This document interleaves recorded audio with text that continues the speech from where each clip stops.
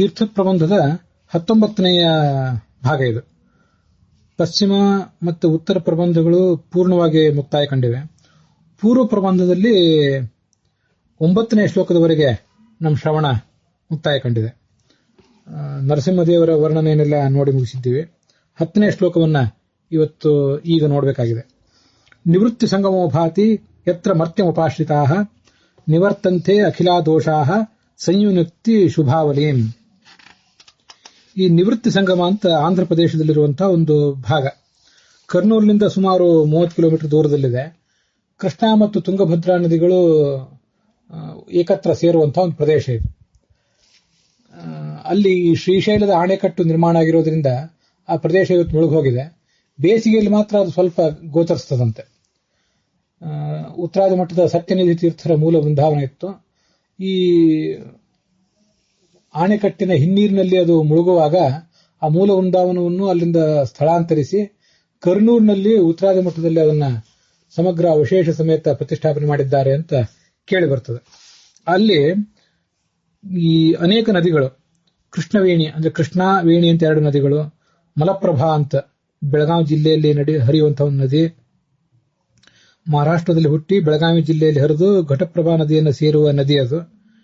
ಮುಂದೆ ಭೀಮರಥಿ, ಅದು ಕೂಡ ಮಹಾರಾಷ್ಟ್ರದಲ್ಲಿ ಹುಟ್ಟಿ ವಿಜಾಪುರ ಜಿಲ್ಲೆಯಲ್ಲಿ ಹರಿಯುವ ನದಿ. ತುಂಗಾ ನದಿ ಗೊತ್ತಿದೆ, ತುಂಗಭದ್ರಾಣು ನದಿಯೂ ಗೊತ್ತಿದೆ. ಅವೆರಡು ಸೇರಿ ತುಂಗಭದ್ರಾ ನದಿಗಳಾಗ್ತವೆ. ಮತ್ತೆ ಭವನಾಶಿನಿ ಅಂತ 7 ನದಿಗಳು ಇಲ್ಲಿ ಸಂಗಮ ಕಾಣ್ತವೆ. ಇಲ್ಲಿ ಹೋಗಿ ಸೇವಾ ಮಾಡಿದ್ರೆ ಮನುಷ್ಯನಿಗಿರುವಂತಹ ಎಲ್ಲಾ ದೋಷಗಳು ಕೂಡ ಪರಿಹಾರ ಕಾಣ್ತವೆ. ಮತ್ತೆ ಅವನಿಗೆ ಎಲ್ಲ ತರದ ಮಂಗಳ ಆಗ್ಲಿಕ್ಕೆ ಬೇಕಾದಂತಹ ಒಂದು ಅಭಿವೃದ್ಧಿಯ ಮಾರ್ಗವೂ ಕೂಡ ದೊರೆಯುತ್ತದೆ ಅಂತ ಆ ನಿವೃತ್ತಿ ಸಂಗಮ ಕ್ಷೇತ್ರದ ಮಹತ್ವ. ಮುಂದೆ ತುಂಗಭದ್ರಾ ನದಿಯ ಸ್ತೋತ್ರ ಮಾಡ್ತಾರೆ ವಾದಿರಾಜ ಸ್ವಾಮಿಗಳು. ತುಂಗಾ ಮತ್ತು ಭದ್ರಾ ಅಂತ 2 ನದಿಗಳು ಒಟ್ಟಾಗಿ ತುಂಗಭದ್ರಾ ನದಿಯಾಗಿವೆ. ಇದು ನಿಮಗೆ ಗೊತ್ತಿದ್ದೇ ಇದೆ. ಪೂರ್ವಾರ್ಧದಲ್ಲಿ ತುಂಗಾ ನದಿಯ ಸ್ತೋತ್ರ ಮತ್ತು ಉತ್ತರಾರ್ಧದಲ್ಲಿ ಭದ್ರಾ ನದಿಯ ಸ್ತೋತ್ರವೂ ಕೂಡ ಇದೆ. ನತೋಸ್ಮಿ ತುಂಗಾಂ ವಿಲಸತ್ ತರಂಗಾಂ ಅಂತ ಹೀಗೆ ಪೂರ್ವಾರ್ಧ. ಶ್ರಿತೋಸ್ಮಿ ಭದ್ರಾಂ ಹೃತ ಪಾಪ ನಿದ್ರಾಂ. ನಮ್ಮ ಪಾಪಗಳನ್ನು ಪರಿಹರಿಸುವ ಭಗವಂತನ ಪಾದಗಳ ಸಂಪರ್ಕವನ್ನು ಪಡೆದಿರುವ ತುಂಗಾ ನದಿ ಇದು. ಮತ್ತು ನಮ್ಮ ಪಾಪವೆಂಬ ನಿದ್ರೆಯನ್ನು ಪರಿಹರಿಸುವ ಭದ್ರಾ ನದಿ, ಇದು ಮೋಕ್ಷ ಮಾರ್ಗಕ್ಕೆ ಸಾಧಕವಾದಂತಹ ಭದ್ರಾ ನದಿ. ಅದನ್ನು ಕೂಡ ನಾನು ಆಶ್ರಯಿಸಿದ್ದೇನೆ ಅಂತ ಅದರ ವರ್ಣನ ಇದೆ. ತುಂಗಭದ್ರಾ ನದಿಯೇ, ನೀನು ಈ ಎಲ್ಲ ನದಿಗಳಲ್ಲಿಯೂ ಕೂಡ ಅತ್ಯಂತ ರುಚಿಯಾದಂತಹ ನೀರು ಉಳ್ಳವಳಾಗಿದ್ದೆ. ಯಾಕಂದ್ರೆ ತುಂಗಾಪಾನ ಗಂಗಾ ಸ್ನಾನ ಅಂತ ಹೇಳ್ತಾರೆ, ಅದೆಲ್ಲರಿಗೂ ಕೂಡ ಗೊತ್ತಿದ್ದೇ ಇದೆ. ಇಷ್ಟು ರುಚಿಕರವಾದಂತಹ ನೀರು ನಿನ್ನಲ್ಲಿ ಇರೋದ್ರಿಂದಲೇ ಈ ವರಾಹ ರೂಪಿಯಾದ ಭಗವಂತ ಉಳಿದ ನದಿಗಳನ್ನೆಲ್ಲ ಬಿಟ್ಟು ನಿನ್ನನ್ನೇ ತನ್ನ ಈ ಶೃಂಗಗಳಲ್ಲಿ ಅಂದ್ರೆ ತನ್ನ ಕೋರೆ ಹಲ್ಲುಗಳಲ್ಲಿ ಧಾರಣೆ ಮಾಡಿದ್ದಾನೆ. ಅದು ಹೇಗೆ ಅಂತಂದ್ರೆ, ಈ ಸಹ್ಯಾದ್ರಿ ಏನಿದೆಯಲ್ಲ ಅದರಲ್ಲಿ ಒಂದು ವರಾಹ ಪರ್ವತ ಅಂತ. ಆ ವರಾಹ ಪರ್ವತದ 2 ಶೃಂಗಗಳಿಂದ ಹುಟ್ಟುವ ನದಿಗಳೇ ಈ ತುಂಗಾ ಮತ್ತು ಭದ್ರಾ. ವರಾಹ ಪರ್ವತ ಅಂತಂದ್ರೆ ಅದು ಭಗವಂತನ ಒಂದು ಪ್ರತೀಕ. ಈ ಚರಾಚರ ವಸ್ತುಗಳೆಲ್ಲವೂ ಕೂಡ ಭಗವಂತನ ಪ್ರತೀಕ. ಶಿಲಾವತ್ ಪ್ರತಿಮೈ ವೇಷ ವಿಷ್ಣುರ್ ಲೋಕ ಚತುರ್ದಶಿ, ಎಲ್ಲವೂ ಕೂಡ ಭಗವಂತನ ಪ್ರತೀಕ ಆಗಿವೆ. ಆ ಪರ್ವತ ರೂಪಿಯಾದ ವರಾಹನ 2 ಶೃಂಗಗಳಲ್ಲಿ ತುಂಗೆಗೆ ಮತ್ತು ಭದ್ರೆಗೆ ಸ್ಥಾನ ಇದೆ. ಇವೆಲ್ಲಿವೆ ಅಂದ್ರೆ ಶಿವಮೊಗ್ಗ ಜಿಲ್ಲೆಯ ಕೂಡ್ಲಿ ಅನ್ನುವ ಒಂದು ಪರಿಸರದಲ್ಲಿ ಈ 2 ಕೂಡ ಸೇರ್ತವೆ. ಗಂಗಾ ನದಿ, ತುಂಗಾ ಮತ್ತು ಭದ್ರಾ ಇವೆರಡೂ ಕೂಡ ನದಿಗಳು. ಮುಂದೆ ಇದು ಮುಂದುವರೆದು ನಾವೀಗೇನು ನಿವೃತ್ತಿ ಸಂಗಮ ಅಂತ ಶ್ರವಣ ಮಾಡಿದ್ವಿ, ಅಲ್ಲಿ ಕೃಷ್ಣಾ ನದಿಯನ್ನ ಹೋಗಿ ಸೇರ್ತದೆ. ಈ ಚಿಕ್ಕಮಗಳೂರು ಜಿಲ್ಲೆಯ ಬಾಳೆಹೊನ್ನೂರಿನ ಬಳಿ ಕಳಸ ಅಂತ ಒಂದು ಗ್ರಾಮ, ಅಲ್ಲಿ ಅಂಬುತೀರ್ಥ ಅಂತ ಒಂದು ಪ್ರದೇಶ, ಅಲ್ಲಿ ಮಧ್ವಾಚಾರ್ಯರ ಮಹಿಮೆಯನ್ನು ಸಾರುವಂತಹ ಒಂದು ಪ್ರದೇಶ ಇದೆ. ಅದು ಕೂಡ ಈ ನದಿಯ ಪರಿಸರದಲ್ಲೇ ಅಂತ ಅನ್ನೋದನ್ನ ನಾವು ನೋಡಬೇಕು. ಅದು ಭದ್ರಾ ನದಿಗೆ ಇರುವಂತಹ ಒಂದು ಸೇತುವೆ. ಅನೇಕ ಜನ, ಸಾವಿರಾರು ಜನ ದೊಡ್ಡ ಬಂಡೆಕಲ್ಲನ್ನ ಉರುಳಿಸ್ಕೊಂಡು ಬರ್ತಾ ಇದ್ರು. ಯಾಕೆ ಇದನ್ನು ತಗೊಂಡು ಬರ್ತಾ ಇದ್ದೀರಿ ಅಂತ ಅವ್ರು ಕೇಳಿದ್ರು. ಈ ನದಿಗೆ ಅಡ್ಡವಾಗಿ ಸೇತುವೆ ರೂಪದಲ್ಲಿ ನಾವು ಇಡಬೇಕಾಗಿದೆ, ಆದರೆ ನಮಗಿದು ಸಾಧ್ಯ ಆಗ್ತಾ ಇಲ್ಲ, ಬಹಳ ಶ್ರಮಿಸಿದ್ದೀವಿ ಅಂತ ಅವರೆಲ್ಲ ಹೇಳಿದ್ರು. ನಾನು ಪ್ರಯತ್ನ ಪಟ್ಟು ಇದನ್ನು ಮಾಡ್ತೇನೆ ಬನ್ನಿ ಅಂತ ಆಚಾರ್ಯರು ತಂದು ಹೇಳಿದ್ರು. ಮಧ್ವಾಚಾರ್ಯೈ ಏಕಹಸ್ತೇನ ಆನೀಯ ಸ್ಥಾಪಿತ ಶಿಲಾ. ಮಧ್ವಾಚಾರ್ಯರು ಒಂದೇ ಕೈಯಿಂದ ತಂದು ಸ್ಥಾಪಿಸಿದ ಶಿಲೆ ಇದು ಅಂತ ಅಲ್ಲಿ ಕಾಣಿಸ್ತದಂತೆ. ನಾನು ಕೂಡ ಆ ಪ್ರದೇಶವನ್ನೇನು ನೋಡಿಲ್ಲ. ಮಧ್ವಾಚಾರ್ಯರ ನಿಂತ ಭಂಗಿಯ ಒಂದು ರೇಖಾಚಿತ್ರ ಇದೆ, ದಂಡ ಕಮಂಡಲುಗಳ ಚಿತ್ರ ಇದೆ. ಚಿಕ್ಕಮಗಳೂರು ಶಾಸನದಲ್ಲಿಯೂ ಕೂಡ ಶಾಸನ ಸಂಖ್ಯೆ 82 ಅದರಲ್ಲಿ ಕಾಣಿಸ್ತದೆ ಅಂತ ಈ ವ್ಯಾಖ್ಯಾನಗಳು ಅದನ್ನ ವರ್ಣಿಸ್ತವೆ. ಬಂಡೆ ಗಾತ್ರ ಒಂದು 20 ಅಡಿ ಉದ್ದ, ಒಂದು 10 ಅಡಿ ಅಗಲ, 16 ಅಡಿ ಎತ್ತರ, ಅಥವಾ 10 ಅಡಿ ಎತ್ತರ 16 ಅಡಿ ಅಗಲ, ಹೀಗೆ ಇದ್ದಿರಬಹುದು. ಸುಮಾರು 50 ಟನ್ 50,000 ಕಿಲೋದಷ್ಟು ತೂಕದ ಒಂದು ದೊಡ್ಡ ಬಂಡೆ ಅದು. ಅದನ್ನು ಆಚಾರ್ಯರಲ್ಲಿ ಸ್ಥಾಪನೆ ಮಾಡಿದ್ರು. ಆ ನದಿಯ ಪ್ರವಾಹದಿಂದಾಗಿ ಆ ಊರಿನ ಜನರಿಗೆ ತುಂಬಾ ತೊಂದರೆ ಆಗ್ತಾ ಇತ್ತು. ಆ ತೊಂದರೆಯನ್ನು ಹೀಗೆ ಇಡುವುದರ ಮೂಲಕ ಆಚಾರ್ಯರು ಪರಿಹರಿಸಿದರು ಅಂತ ಅಲ್ಲಿ ಕೇಳಿ ಬರ್ತದೆ. ಮುಂದೆ ಈ ತುಂಗಾ ನದಿಯ ಪ್ರವಾಹದಲ್ಲೇ ಪರಿಸರದಲ್ಲೇ ವಿಠ್ಠಲನ ಅಂದ್ರೆ ಈ ವಿಜಯನಗರ ಸಾಮ್ರಾಜ್ಯದ ಕೆಲವು ಅವಶೇಷಗಳು ಕೂಡ ಕಂಡು ಬರ್ತವೆ. ಅದಕ್ಕಾಗಿ ವಿಠ್ಠಲನನ್ನ ಸ್ತೋತ್ರ ಮಾಡ್ತಾರೆ ವಾದಿರಾಜ ಸ್ವಾಮಿಗಳು. ಹಿಂದೆ ನೀನು ಈ ಬೆಣ್ಣೆ ಮೊಸರು ಇತ್ಯಾದಿಗಳನ್ನು ಕದ್ದಿದ್ದರಿಂದ ನಿನ್ನ ತಾಯಿ ಯಶೋದೆ ನಿನ್ನನ್ನ ಕಟ್ಟಿ ಹಾಕಿದ್ಲು.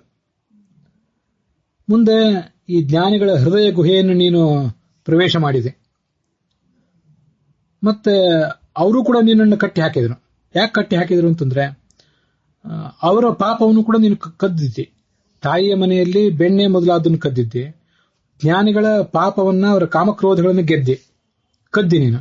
ಕದ್ದಿದ್ರಿಂದ ಅವರು ಕೂಡ ತನ್ನ ಹೃದಯದಲ್ಲೇ ಇಟ್ಕೊಂಡ್ಬಿಟ್ರು, ನಿನ್ನನ್ನು ಹೊರಗೆ ಹೋಗ್ಲಿಕ್ಕೆ ಬಿಡಲಿಲ್ಲ. ಹೀಗೆ 2 ತರಹದ ಚೌರ್ಯ ನೀನು ಮಾಡಿದ್ದೆ ಅಂತ ಅಲಂಕಾರಿಕವಾಗಿ ಅವನನ್ನು ವರ್ಣನೆ ಮಾಡ್ತಾರೆ. ಮುಂದೆ ಭೀಮರಥಿ ನದಿಯ ತೀರದಲ್ಲಿ ಪುಂಡರೀಕ ಅಂತೇನು ಮುನಿ ಇದ್ದ, ಆ ಪಂಢರಪುರದ ಸಮೀಪ. ಅವನು ನಿನ್ನನ್ನ ಭಕ್ತಿಯಿಂದ ಬರಮಾಡಿಕೊಂಡ, ಜಾರಣೆ ಅಂತ ನಿನ್ನನ್ನು ಸಂಬೋಧನೆ ಮಾಡಿದ ಅಂತ ಅದನ್ನು ವರ್ಣನೆ ಮಾಡ್ತಾರೆ. ಈಗ ನಿನ್ನ ಈ ಜಾರತ್ವ, ಗೋಪಿ ಸ್ತ್ರೀಯರ ಜೊತೆಗೆ ನೀನೇನು ವಿಹರಿಸಿದೆ, ಆ ನಿನ್ನ ಜಾರತನ, ನೀನು ಮಾಡಿದ ಆ ಒಂದು ಕೃತ್ಯ ಎಲ್ಲಾ ಜನರಿಗೂ ಗೊತ್ತಾಯ್ತಲ್ಲ ಅಂತ ಹೇಳಿ ನೀನೇನ್ ಮಾಡಿದೆ, ಬೇರೊಂದು ವೇಷವನ್ನು ಧಾರಣೆ ಮಾಡಿದೆ. ನಿನ್ನ ಅಸಲಿ ಬಣ್ಣ ಬೇರೆ ಯಾರಿಗೂ ಗೊತ್ತಾಗಬಾರದು ಅಂತ ಹೇಳಿ ಬೇರೊಂದು ವೇಷವನ್ನ ಧಾರಣೆ ಮಾಡಿ ಅಲ್ಲಿ ನಿಂತ್ಕೊಂಡು ನಿನ್ನ ಗುಣಗಳನ್ನ ಯಾರು ಅನುಸಂಧಾನ ಮಾಡ್ತಾರೆ ಅವರಿಗೆ ನಿನ್ನ ಅಪೇಕ್ಷೆಗಳೆಲ್ಲವನ್ನು ಕೂಡ ನೀನು ಈಡೇರಿಸ್ತಾ ಇದ್ದೆ. ಯಾಕೆ ಅಂತಂದ್ರೆ ಇದು ಇಲ್ಲಿ ವಾದಿರಾಜ ಸ್ವಾಮಿಗಳು ಹಾಸ್ಯದಿಂದ ಅದನ್ನು ವರ್ಣನೆ ಮಾಡ್ತಾರೆ. ನಾವಿಲ್ಲಿ ಕೆಲವರನ್ನ ಬ್ಲ್ಯಾಕ್ ಮೇಲ್ ಮಾಡ್ತಿರ್ತೇವೆ ನಮ್ಮ ಸುತ್ತಮುತ್ತ ಇರುವಂತ ಸಮಾಜದಲ್ಲಿ. ನಿಮ್ಮ ದುರ್ಗುಣ, ನೀವು ಮಾಡಿರೋ ಕುಕೃತ್ಯ ನನಗೆ ಗೊತ್ತಿದೆ, ಅದನ್ನ ನಾನು ಸಮಾಜದ ಎದುರಿಗೆ ಹೇಳ್ಬಿಡ್ತೇನೆ ಅಂತೇವೆ. ಆಗ ಅವರು ಹೇಳ್ಬೇಡ ಅಂತ ನಮ್ಮನ್ನ ಒಲಿಸ್ಲಿಕ್ಕೆ ಪ್ರಯತ್ನ ಪಡ್ತಾರೆ. ಆಗ ನನಗೆ ಬೇಕಾದಷ್ಟು ಧನ ಕೊಡು, ನನಗಿಂತ ಸ್ಥಾನ ಕೊಡು, ಆಗ ನಾನು ನಿನ್ನ ಬಿಡ್ತೇನೆ ಅಂತ ಇವರು ಅವ್ರನ್ನ ಬ್ಲ್ಯಾಕ್ ಮೇಲ್ ಮಾಡ್ತಾರೆ. ಹೀಗೆ ಅವರನ್ನ ಕ್ರಮವಾಗಿ ಇವರು ಸುಲಿಗೆ ಮಾಡ್ತಾ ಇರ್ತಾರೆ ಕಾಲಕ್ಕೆ ತಕ್ಕಂತೆ. ಇವೆಲ್ಲ ಸಮಾಜದಲ್ಲಿ ನಡೀತಿರ್ತವೆ. ಅದರಂತೆ ತನ್ನ ಗುಣಗಳನ್ನ ಯಾರಾದರೂ ಎತ್ತಿ ತೋರಿಸಿಬಿಟ್ಟಾರೋ ಎಂಬ ಭಯದಿಂದಲೋ ಎಂಬಂತೆ ಅಂತ ಒಂದು ಅಲಂಕಾರಿಕವಾದಂತಹ ವ್ಯಾಖ್ಯಾನ ಅದು.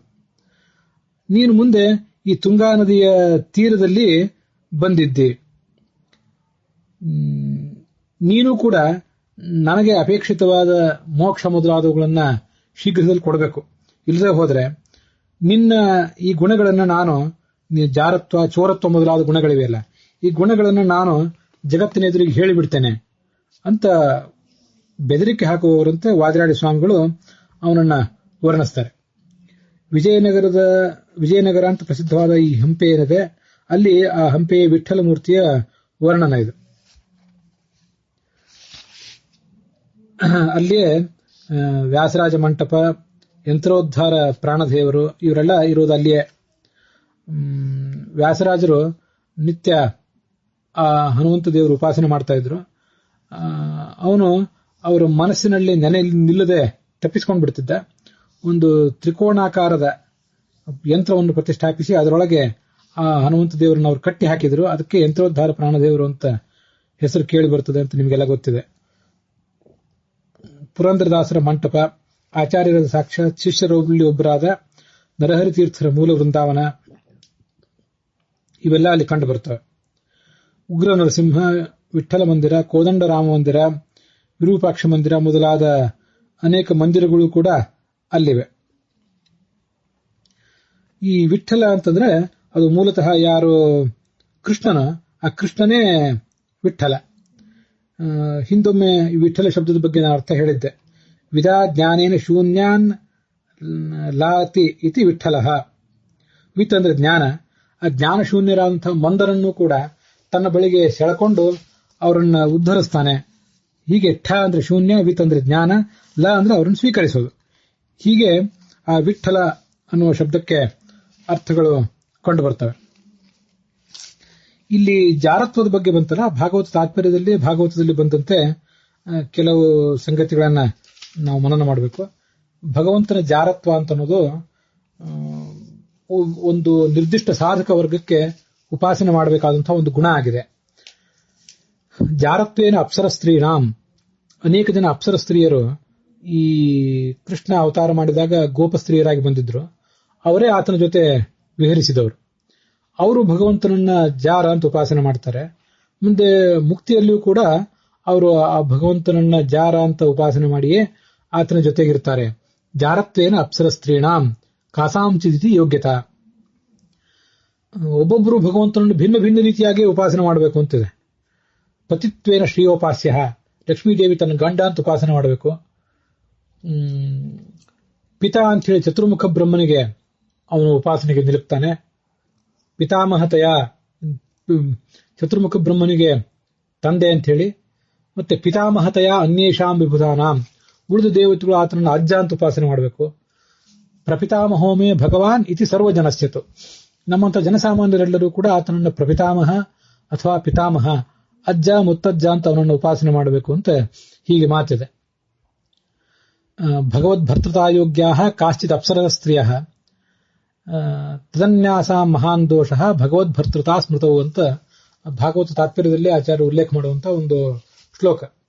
ಭಗವಂತನನ್ನ ಗಂಡನನ್ನಾಗಿ ಪಡ್ಕೊಳ್ಳುವಂಥ ಅಥವಾ ಭಗವಂತನನ್ನ ಜಾರನನ್ನಾಗಿ ಉಪಾಸನೆ ಮಾಡಿ ಆತನ ಜೊತೆಗೆ ವಿಹರಿಸುವಂತ ಒಂದು ಅವಕಾಶ ಏನಿದೆ, ಕಾಸಾಂಚಿದಿತಿ ಯೋಗ್ಯತಾ. ಎಲ್ಲಾ ಅಪ್ಸರ ಸ್ತ್ರೀಯರಿಗೂ ಇಲ್ಲ ಅದು. ಕೆಲವೇ ಅಪ್ಸರ ಸ್ತ್ರೀಯರಿಗೆ ಮಾತ್ರ ಆ ಥರದ ಒಂದು ಉಪಾಸನೆ ಕ್ರಮವನ್ನು ಶಾಸ್ತ್ರದಲ್ಲಿ ಹೇಳ್ತಾರೆ. ಒಬ್ಬೊಬ್ಬರು ಸ್ವಯೋಗ್ಯಾಂ ಉಪಾಸನಾಂ ವಿನ ನೈವ ಮುಕ್ತಿ. ಪ್ರತಿಯೊಬ್ಬರು ಕೂಡ ತಮಗೆ ಹೇಗೆ ಉಪಾಸನೆ ಮಾಡಿದರೆ ಮುಕ್ತಿಯೋ ಅದನ್ನೇ ಉಪಾಸನೆ ಮಾಡಬೇಕು. ಕೆಲವು ಅಪ್ಸರ ಸ್ತ್ರೀಯರು ಭಗವಂತನನ್ನು ಜಾರ ಅಂತ ಉಪಾಸನೆ ಮಾಡಿ ಮುಕ್ತಿ ಪಡೆದರು, ಅದು ಉಳಿದವರಿಗಲ್ಲ. ಅವ್ರು ಹಾಗೆ ಉಪಾಸನೆ ಮಾಡಿ ಮುಕ್ತಿ ಪಡೆದ್ರು ಅಂತ ನಾವು ಅದನ್ನು ತಿಳ್ಕೊಳ್ಬೇಕಷ್ಟೆ. ಉಳಿದ ಸ್ತ್ರೀಯರು ಭಗವಂತನನ್ನ ಪತಿ ಅಂತಾಗ್ಲಿ ಜಾರ ಅಂತ ಉಪಾಸನೆ ಆಗಲಿ ಮಾಡಿದರೆ ಅದು ಮಹಾನ್ ದೋಷ, ದೊಡ್ಡ ದೋಷಕ್ಕೆ ಕಾರಣ ಆಗ್ತದೆ. ಉಳಿದವರಿಗೆ ಅವನು ಜಾರ ಅಲ್ಲ, ಕೆಲವೇ ಜನ ಸ್ತ್ರೀಯರಿಗೆ ಅವನು ಜಾರ, ಕೆಲವೇ ಜನ ಸ್ತ್ರೀಯರಿಗೆ ಪತಿ, ಉಳಿದವರಿಗೆ ಅವನು ಪತಿ ಅಲ್ಲ ಅಂತ ಹೀಗೆ ಅದರ ಒಂದು ವ್ಯತ್ಯಾಸ ಇದೆ. ಅದರಿಂದ ಈ ಜಾರ ಅನ್ನೋ ಉಪಾಸನೆ ಹಿಂದೆ ಕೂಡ ಒಂದು ಶಾಸ್ತ್ರದ ಹಿನ್ನೆಲೆ ಇದೆ. ಊರ್ವಶಿ ಮೊದಲಾದ ಅಪ್ಸರೆಯರು ಕೂಡ ಅವನನ್ನ ಜಾರ ಅಂತ ಉಪಾಸನೆ ಮಾಡೋದಿಲ್ಲ, ಭಗವಂತ ಅಂತ ಮಾತ್ರ ಉಪಾಸನೆ ಮಾಡ್ತಾರೆ.